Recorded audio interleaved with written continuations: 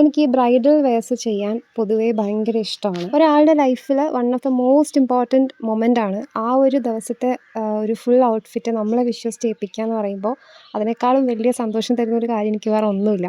So അങ്ങനെ കിട്ടിയൊരു വർക്കാണ് ഇന്ന് ഞാനീ കാണിക്കുന്നത്. പ്ലെയിൻ ജോർജറ്റ് മെറ്റീരിയലിലാണ് ടോപ്പും സ്കേർട്ടും ദുപ്പട്ടയും വരുന്നത്.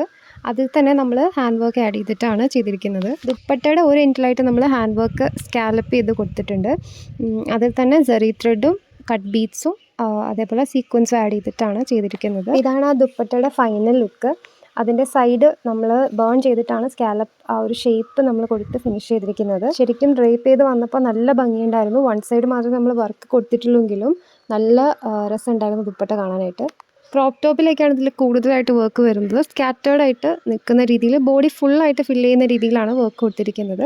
2 ഷെയ്ഡിലുള്ള കട്ട് ബീഡ്സ് കൊണ്ടാണ് നമ്മൾ ഫുൾ വർക്ക് ഫിനിഷ് ചെയ്തിരിക്കുന്നത്. പ്രിൻസസ് കട്ടാണ് വരുന്നത്. ഉള്ളിൽ ക്രേപ്പിൻ്റെ ലൈനിങ് കൊടുത്തിട്ടുണ്ട്. 2 സ്ലീവ്സിൻ്റെ എൻഡിലും അതേപോലെ വേസ്റ്റിലും നമ്മൾ ഹാങ്ങിങ്സ് ആഡ് ചെയ്തിട്ടുണ്ട്. 2.5 മീറ്റേഴ്സാണ് ദുപ്പട്ടയ്ക്ക് നമ്മൾ യൂസ് ചെയ്തിരിക്കുന്നത്.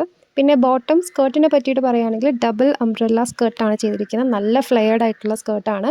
ഇങ്ങനെയാണ് ബ്രൈഡ് ഇട്ടിട്ട് ഉണ്ടായിരുന്നത്. ബ്രൈഡ് നല്ല ഹാപ്പി ആയിരുന്നു. സ്കേർട്ടിന് താഴെ നമ്മൾ നല്ല സ്റ്റിഫായിട്ടുള്ള ഫിഷ് ലൈൻ ത്രെഡ് കൊണ്ട് റോൾ ഹെം കൊടുത്തിട്ടുണ്ട്. സ്കേർട്ട് നല്ല ഭംഗിയുണ്ടായിരുന്നു. ഫൈനലി കസ്റ്റമർ ഇട്ട ഫോട്ടോസാണ് കേട്ടോ ഇത്. Thank you.